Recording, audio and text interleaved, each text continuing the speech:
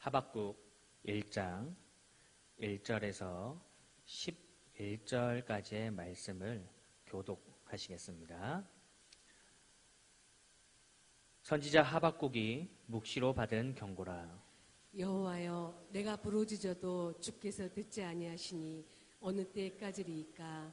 내가 강포로 말미암아 외쳐도 주께서 구원하지 아니하시나이다. 어찌하여 내게 죄악을 보게 하시며 패역을 눈으로 보게 하시나이까? 겁탈과 광포가 내 앞에 있고 변론과 분쟁이 일어났나이다. 이러므로 율법이 해이하고 정의가 전혀 시행되지 못하오니 이는 악인이 의인을 애워쌌으므로 정의가 굽게 행하여 지민이이다.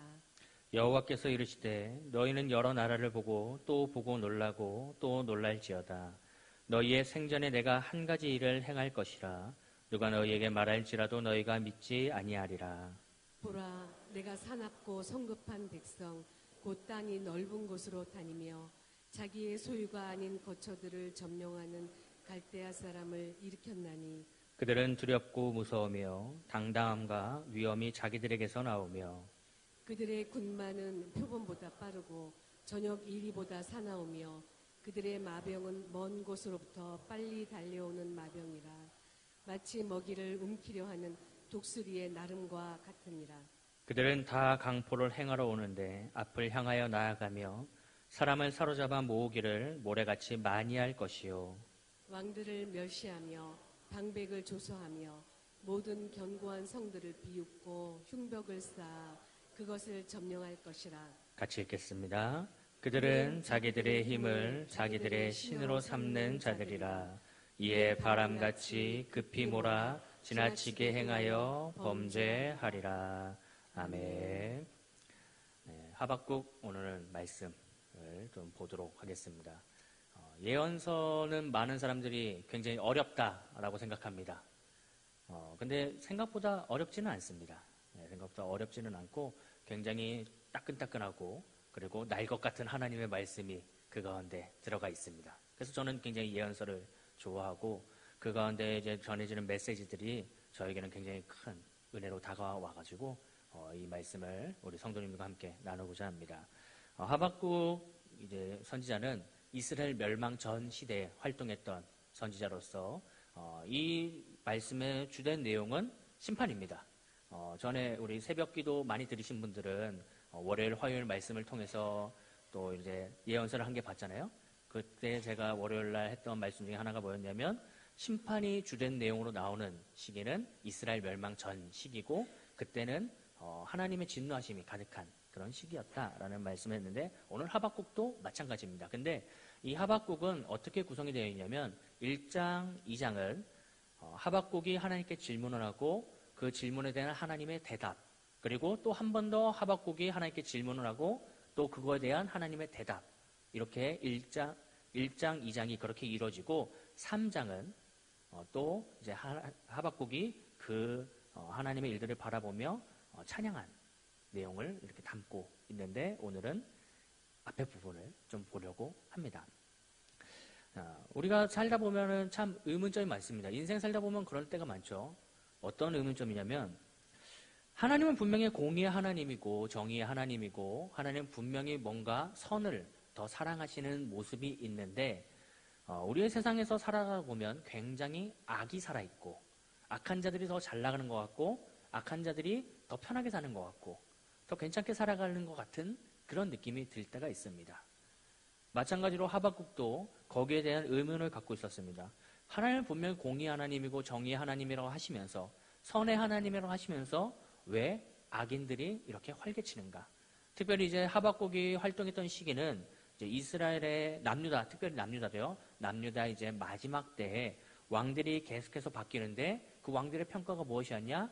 하나님을 따르지 아니하고 우상을 섬기는, 하나님을 따르지 않고 자신의 마음대로 이제 나라를 다스리는 그런 모습들로 계속 이루어지면서 왕이 수시로 바뀌는 그런 모습을 진짜 마지막 때의 상황이었기 때문에 그런 모습이 있었어서 그리고 그런 날이 혼란스럽다 보니까 어떤 일이 벌어지냐? 고관들, 귀족들 혹은 뭐 또 힘 있는 사람들은 약한 사람들 또 힘 없는 사람들을 착취하고 억압하고 더 어떻게 보면 못살게 구는 그런 모습이 가득한 모습이 나타납니다. 그러니까 악인들이 저렇게 활개치는데 왜 하나님이 나타나지 않는가? 왜 하나님의 심판이 없는가?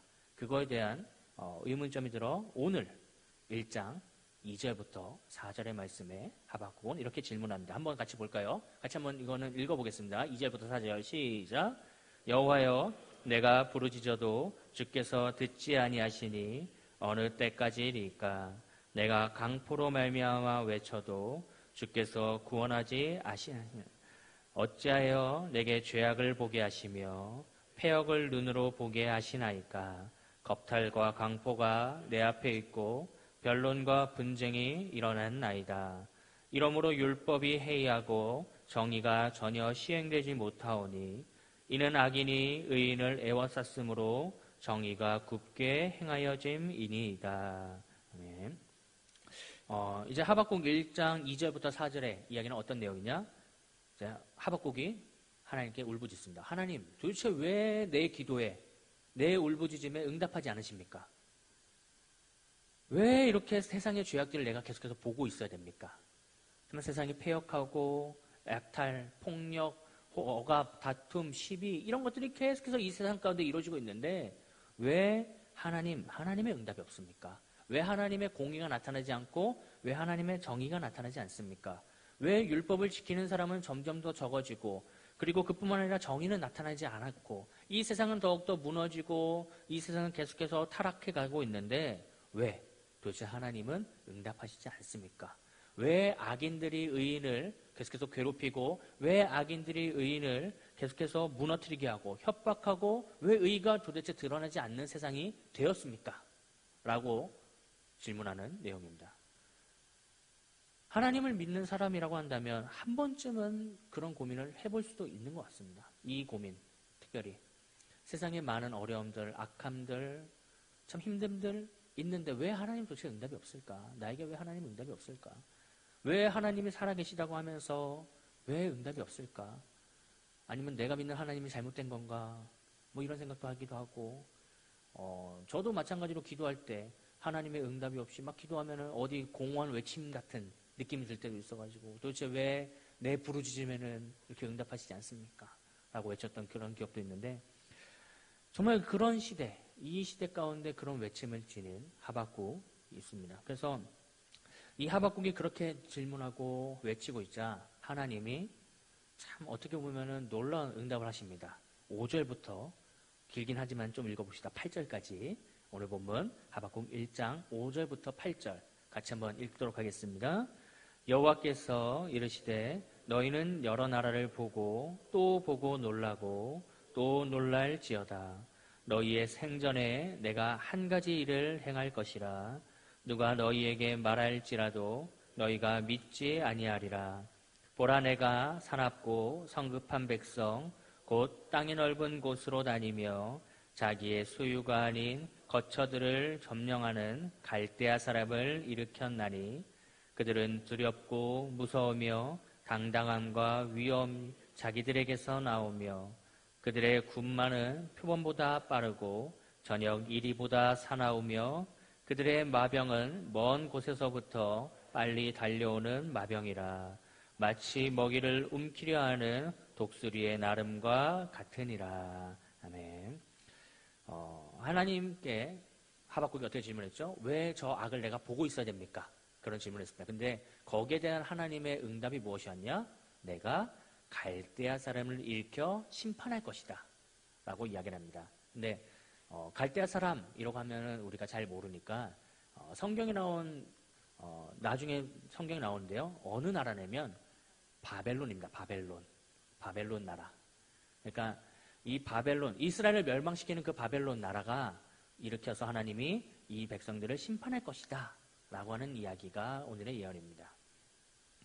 근데 이 이스라엘 백성들을 멸망할 때, 심판하실 때는 잘 한번 생각해 보세요.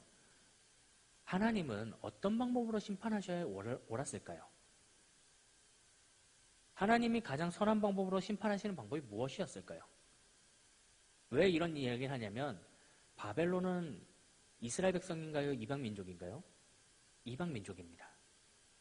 그리고 굉장히 우상을 섬기는 나라고 죄악을 행하는 그런 민족입니다. 근데 하나님이 들어 일으킨다고 쓴다고 하는 백성이 그 죄악의 백성, 우상을 섬기는 백성, 어떻게 보면 악한 백성을 들어 쓰신다라고 지금 이야기를 하고 있는 거죠. 그러니까 이제 하박국 입장에서는 무슨 상황이지? 이렇게 되는 겁니다. 왜냐면 우리가 생각하는 그냥 하나의 심판은 진짜로 그 죄 지은 사람이 어떻게 되면 되죠? 번개 맞고 죽거나 아니면 불덩이 떨어져서 죽거나 아니면 그 사람이 갑자기 막 심장마비로 죽거나 뭐 이런 걸 생각하잖아요. 근데 그게 아니라 하나님께서 지금 행하시는 일은 어떻죠? 바벨론 사람을 일으켜서 그 바벨론 사람을 통하여서 이스라엘 백성들을 심판하신다라고 합니다. 그러니까 이제 하박국이 황당해하면서 당황해하면서 이렇게 이야기합니다. 9절부터 11절의 말씀입니다. 오늘 보면 9절부터 11절 같이 한번 읽겠습니다. 그들은 다 강포를 행하러 오는데 앞을 향하여 나아가며 사람을 사로잡아 모으기를 모래같이 많이 할 것이요 왕들을 멸시하며 방백을 조소하며 모든 견고한 성들을 비웃고 흉벽을 쌓아 그것을 점령할 것이라. 그들은 자기들의 힘을 자기들의 신으로 삼는 자들이라. 이에 바람같이 급히 몰아 지나치게 행하여 범죄하리라. 네. 이제 그러니까 이제 하박국이 당황해합니다. 왜? 저들이 더 큰 죄를 짓고 있는데, 더 많은 사람들을 살인하고 있고, 더 큰 악을, 그러니까 이스라엘 백성들 고관들이 행했던 죄보다 바벨론 사람들이 지금 행하는 죄가 더 큰데 왜 그들을 도대체 쓰니까? 왜 그들이 우리를 심판해야 됩니까? 라고 이제 이야기를 합니다. 왜 이런 이야기를 하냐면 이스라엘 백성들이 뭐라고 생각했기 때문일까요? 하나님의 택한 백성이라고 생각했기 때문이죠. 계속해서 멸망 때까지 이스라엘 백성들은 어떤 생각을 갖고 있었냐면 우리는 심판받지 않을 거야 라는 생각을 갖고 있었습니다. 실제로 이스라엘 백성들은 나는 아브라함의 자손이기 때문에 나는 그 12지파에 속해 있기 때문에 하나님의 택한 백성이기 때문에 나는 심판받지 않을 것이다. 절대로 하나님의 심판이 없을 것이다 라고 생각했던 모습이 분명히 있었습니다. 그 백성 가운데. 그래서 하나님이 이야기한 게 뭐냐? 너네 내가 택한 백성일지라도 다 심판받을 것이다. 너네 12지파 아브라함의 자손 소용없다. 심판받을 것이다. 라고 계속해서 이야기를 합니다. 그래서 오늘 본문에서 왜 우리를 그렇게 심판하십니까? 라고 했을 때 그 마음 가운데 한편에 그 마음도 있었던 거죠. 우리 택한 백성인데 우리 하나님의 택한 백성이고 하나님이 구원해 주신다는 그 백성인데 어떻게 우리에게 하나님이 이방 나라를 들어 써가지고 우리를 심판하십니까? 라고 하는 이야기도 분명히 있었습니다. 근데 그런 상황에서 이제 이야기하는 게 뭐죠? 왜 하나님이 그렇게 이야기합니까? 할 때 하나님이 이런 이야기를 합니다. 하박국 2장 8절 말씀 보겠습니다. 하박국 2장 8절 말씀 한번 같이 읽겠습니다. 하박국 2장 8절입니다. 같이 읽어볼게요. 시작. 내가 여러 나라를 노력하였으므로 그 모든 민족의 남은 자가 너를 노력하리니 이는 내가 사람의 피를 흘렸으며 또 땅과 성읍과 그 안의 모든 주민에게 강포를 행하였음이니라. 자, 이제 뭐는 이야기냐면 하나님이 이제 넘어가서 그렇게 쓰임받는 거 괜찮다. 왜? 이들도 하나님의 심판의 대상이기 때문에. 그렇게 악독을 행하고 죄악을 저질렀던 그 사람들 왜 바벨론 사람 쓰냐? 얘네들도 나의 심판의 대상자이기 때문에. 구원의 대상자가 아니라 모두가 다 심판의 대상자다. 결국에는 하나님의 일들은 하나님의 계획 안에 진행되고 있고 그로 인해서 우리가 정말 생각하기에는 왜 이런 의인들이 왜 죄인의 심판받아야 되냐? 이렇게 생각하겠지만 그것이 아니라 그것을 더 뛰어넘어서 모두가 내 주권 아래에 있고 온 세계가 내 다스림 안에 있고 온 세계가 다 하나님의 그 권능 아래에 있다라는 이야기를 하죠. 그렇기 때문에 이 말씀을 보면서 우리가 세 가지를 좀 볼 수 있는데 첫 번째는 무엇이냐면 하나님은 모든 것들을 보고 계신다라고 하는 겁니다. 하나님은 모든 것을 보고 계신다. 하나님은 절대로 외면하고 있지 않고 하나님이 모든 것들을 다 보고 계시고 있다라고 하는 거죠. 우리가 생각하기에는 하나님은 외면하고 있는 것 같고 하나님의 응답이 없는 것 같고 하나님의 뜻이 없는 것 같지만 하나님은 그 안에서도 다 보고 계셨고 하나님은 어느 순간 가운데 다 함께 계셨다라고 하는 거죠. 그렇기 때문에 하나님이 그 고관들이 억압하고 고관들이 그 핍박하고 있을 때도 그들을 지켜보고 계셨고, 그로 인해서 하나님의 일들이 진행되고 있는 그런 상황들이 나타나게 됩니다. 그리고 두 번째로 뭔 말씀이 있냐면, 하나님은 분명히 정한 때에 하나님의 일을 이루신다 라고 하는 거죠. 이 말이 두 가지 의미가 다 다가오는 것 같습니다. 우리가 은혜를 받을 때도 하나님의 정한 때가 있을 때 복을 받게 되는 것이고, 또 하나님의 심판의 때가 있을 때 하나님의 심판을 받기도 합니다. 참 어떻게 보면은 굉장히 무서운 이야기이기도 하면서 은혜의 이야기이기도 합니다. 근데 오늘 본문에서 나온 이야기는 후자죠. 굉장히 무서운 이야기긴 합니다. 하나님의 심판이 있는 그때 하나님은 진짜로 심판이 이루어집니다. 계속해서 하나님은 백성들을 보내서, 특별히 하나님의 택한 백성들, 선지자들을 보내가지고 이야기를 합니다. 돌아와라, 돌아와라, 돌아와라, 그 죄악에서 돌아와라 라는 이야기를 하지만 이스라엘 백성들이 그 이야기를 듣지 않죠. 그리고 이스라엘 백성들이 그 이야기를 듣지 않으며 오히려 자신의 마음대로, 자신의 뜻대로, 자신의 생각대로, 내가 하고 싶은 대로 행동하자 하나님이 그 가운데 이야기한 게 뭐냐? 하나님의 날이 올 것이다. 여호와의 날이 올 것이다. 그 전까지, 저번에 한번 설교 때 말씀드린 것 같긴 하지만 한 번 더 말씀드리자면, 원래 여호와의 날은 하나님의 구원의 날이었습니다. 하나님 정한 때, 하나님이 택한 때 이스라엘 백성들을 애굽에서 나오게 해서 그 백성들을 택한 하나님의 젖과 꿀이 흐르는 땅으로 인도하실 것이다 라는 그 구원의 날이었는데, 그 여호와의 날이 이제는 심판의 날로 바뀝니다. 그 여호와의 날 택한 날에 내가 너희를 심판할 것이다. 내가 너희를 저 이방 나라에 완전히 무너지게 할 것이다 라는 이야기를 하죠. 너희들이 자랑했던 그 모든 걸 내가 다 파괴할 것이다. 실제로 그래서 이스라엘 백성들이 심판받을 때 그 바벨론 나라 쳐들었을 때 어떻게 되냐? 그들이 자랑했던 성전, 궁궐, 뭐 성벽, 나무가 하나 없이 다 부서지고 불타고 없어져 버리고, 그들이 자랑으로 여겼던 모든 것들 싹 다 빼앗기고, 그뿐만 아니라 더욱더 뭐 똑똑한 사람들, 뭐 귀족들, 뭐 사람들 다 그냥 포로로, 노예로 잡혀가 버립니다. 아무것도 남지 않아 버리죠. 분명히 하나님이 정한 때가 있고 그때에는 분명한 하나님의 일을 이루십니다. 그렇다고 한다면 우리가 해야 될 것은 무엇이냐? 그 때가 올 때까지 최선을 다해서 믿음을 지키고 신앙을 지키는 모습들이 있어야 됩니다. 이제는 우리가 생각해야 될 것은, 하나님의 구원을 받고 하나님의 은혜를 받았다면 이제는 우리가 무엇을 기대해야 되냐면 하나님의 다시 오실 때를 기대해야 됩니다. 근데 그 하나님이 다시 오실 때를 기대한다는 것은 무슨 말이냐면, 언제 다시 오신다는 이야기가 성경 가운데 한 번도 나온 적이 없기 때문에 그 언제든지 하나님이 오실 것을 대비하고 준비해서 우리의 삶의 모습이 언제든 천국 갈 수 있는, 하나님 나라로 갈 수 있는 모습으로 살아가야 된다 라고 하는 거죠. 그렇기 때문에 우리의 삶의 모습이 더 온전하고 거룩하고 경건한 모습으로 살아가야 되지만, 잠깐 한 3초 정도 한번 생각해 볼까요? 오늘만 우리 이웃들에게 어떻게 대하셨나요? 우리 주위 사람들에게 어떻게 대하셨나요? 사랑으로 대하셨나요? 아니면 그 마음 가운데 한 대 줘 패고 싶은 그런 마음들이 있으셨나요? 부자라고 한다면 좀 이따 기도하실 때 얼른 회개하시기 바랍니다.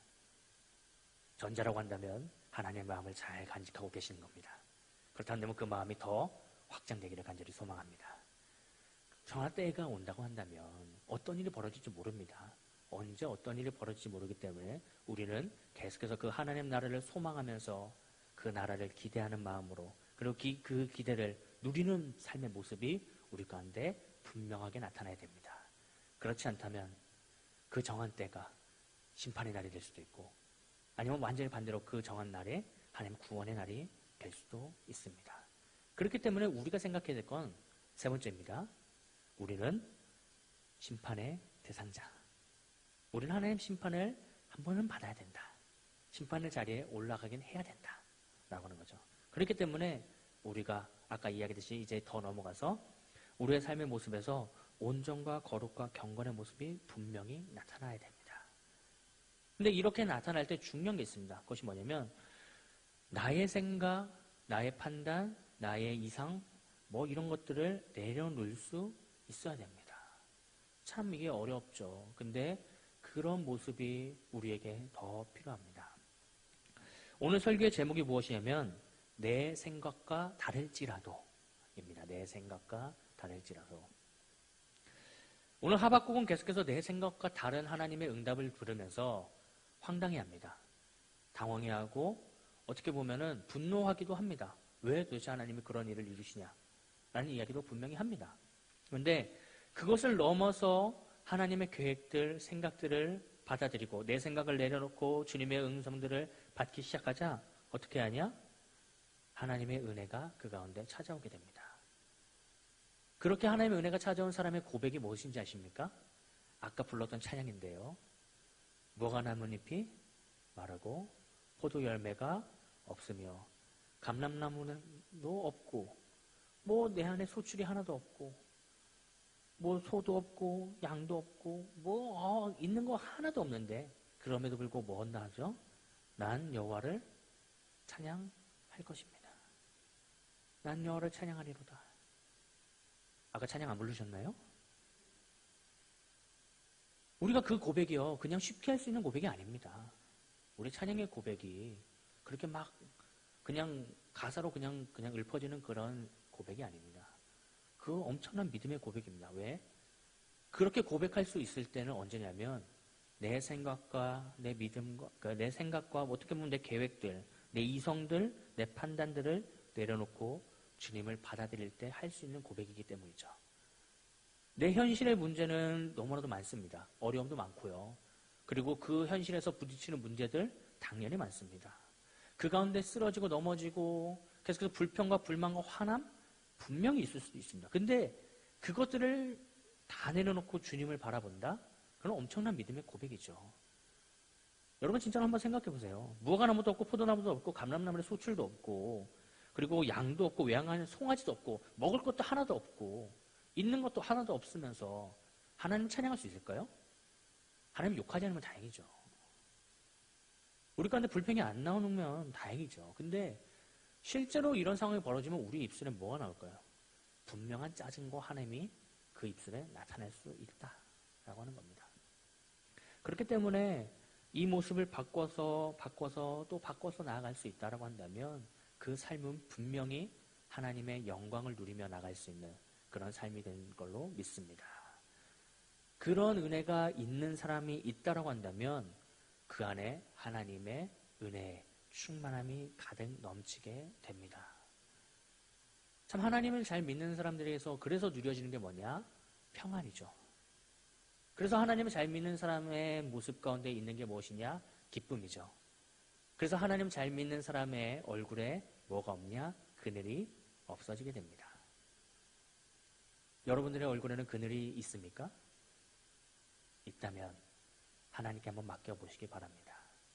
그렇다고 한다면 그 하나님께 맡길 때 그럼 하나님께 더욱더 나아가 은혜를 누릴 수 있습니다.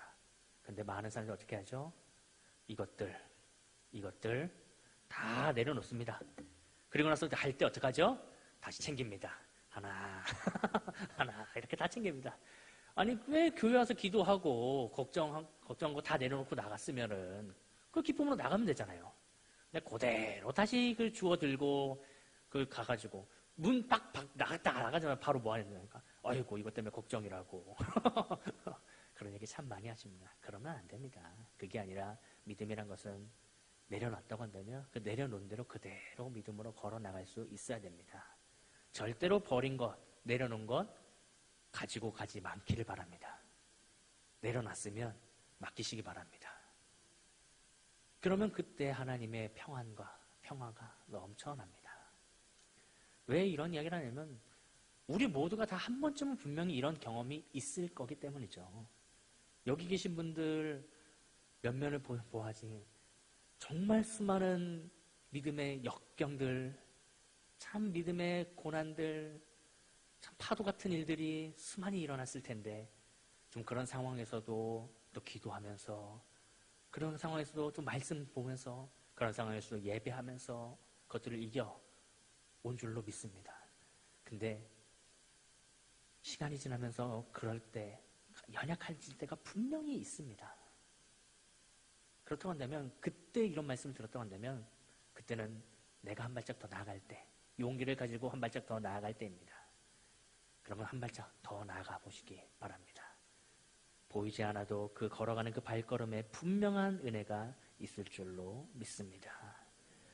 참 이런 은혜로 나아가서 우리 모든 성도님들이 진짜로 하나님의 은혜를 다 경험하시길 바랍니다.